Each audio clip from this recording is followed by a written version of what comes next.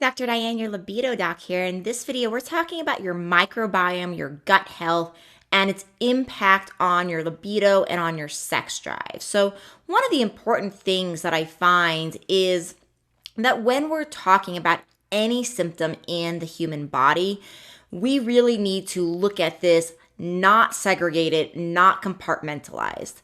Meaning, oftentimes people will think things like low sex drive, and maybe the concept of hormones comes up, right? That hormones tend to be very connected in the conventional medical model to a cause of low sex drive, and for good reason, because that's a major cause.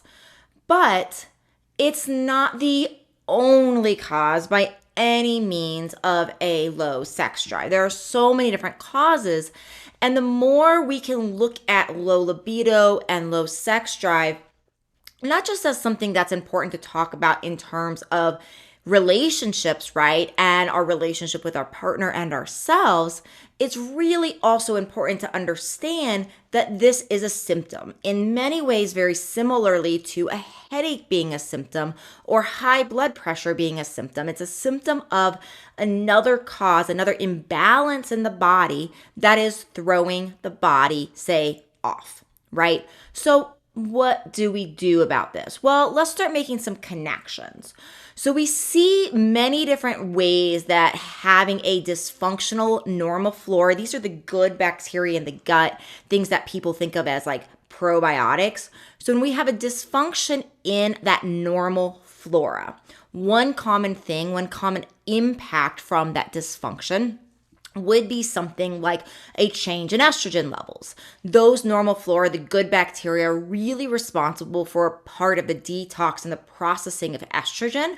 So we can see estrogen levels can change. We can also actually see testosterone levels change as well with the normal flora changes. So estrogen and testosterone are very, very impacted by the health of the gut. Another mechanism we see is that dopamine. Dopamine is huge for motivation, for drive, for behavior change. And we also see that the gut microbiome really can impact dopamine levels. So dopamine, again, that's that drive, right? We get that huge dopamine spike in beginnings of relationship. That is what tends to drive us to kind of want to see that person again, where we almost can have like an obsessive thoughts about that person, and they kind of take over our mind, right? Can't stop thinking about that person. So that can happen in the beginning with dopamine. And so dopamine levels are in part regulated by the health of our gut. We also see that these bacteria in the gut are so related to so many other things. These bacteria and the lining between the gut and other body parts is so thin. So there's a link, for example, in men between the gut microbiome being out of balance and having infections there even, and getting infections in the prostate, for example. So we see that sometimes we can have things rooted in one body cavity from an infection or imbalance. And because we are all connected, again, we can see that cross over into other body parts and other categories as well. So really important to consider that. Beyond that, we want to think about the links between gastrointestinal health and things like obesity, right? So we see in research that there's a huge thing that is connected from sex and sexuality and body image and how we feel about our body, right? And so with that, we want to also consider that if we've gained weight, one of the most common things that can happen with weight gain is not feeling very good about body image and being naked with a partner. And so that can, of course, lead into low libido. Well, there's a lot of different things that will cause somebody to gain weight, but having an imbalance in the microbiome is a huge one, right? So we really want to make sure that we are considering that as well as a potential help for people as well.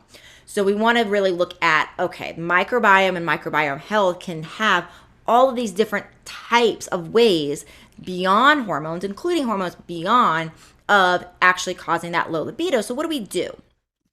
Well, first of all, you want to make sure that you're taking very good steps in taking care of your gastrointestinal tract. This means getting rid of infections. And a lot of times people are doing conventional stool cultures, for example, to look for infections in their gut. This is not bad, right? This is not a bad start, but we need to understand that conventionally speaking, these stool cultures are really looking for common microorganisms that we see in the stool, such as Salmonella, Shigella, these microorganisms that you've probably heard of, a lot of them, Giardia, for example. But there's so many other types of microorganisms that can actually negatively populate and grow in the gut, causing a lot of problems and causing a lot of symptoms, low libido being one of them. So we can have things like blastocystis hominis is a common parasite that's not looked for in conventional medicine. We can have things like Klebsiella, Provotella. We can even have strep. A lot of people think of strep in their throat, but we can actually have strep in our gastrointestinal tract. In fact, if you commonly have recurrence of strep, and you might think, well, your immune system's down, could be, but it could also be that you actually have strep in your gut and the antibiotics are only taking care of the throat, and you're just passing that infection back and forth between your throat and your gut, right? Microorganisms move between one body cavity and another very easily. So you want to make sure you're looking for a type of stool culture that's looking for a ton of these microorganisms, and also consider things like not all parasites, as really gross as this is, not all parasites can be found in testing because they burrow, they hide. And frankly, there's so many parasites and we just haven't developed the technology yet to test for all of them. So even doing anti-parasite protocols, things like black walnut, mimosa pudica, there's a lot of pharmaceuticals that are used as anti-parasitics. So using these types of things maybe on a yearly basis or even semi-yearly basis just to prevent can be really helpful. And then beyond that, we also want to think about things like feeding the good microbiome, right? So the microbiome, the good bacteria in our body that help with hormone balance, that help with weight maintenance, that help with dopamine, that help with so many other things that we haven't spoken about in this video, they're alive. And just like anything else that is alive, they need to be fed. So we want to make sure the good microbes of our body are being fed. And so things that are prebiotic foods, things like potato starch, this is a great prebiotic. Dandelion greens, other things that are in supplement form, such as inulin or something called FOS. It's fructooligosaccharides, big freaking word. Just look for FOS. But any of these types of things can be really helpful for feeding the microbiome.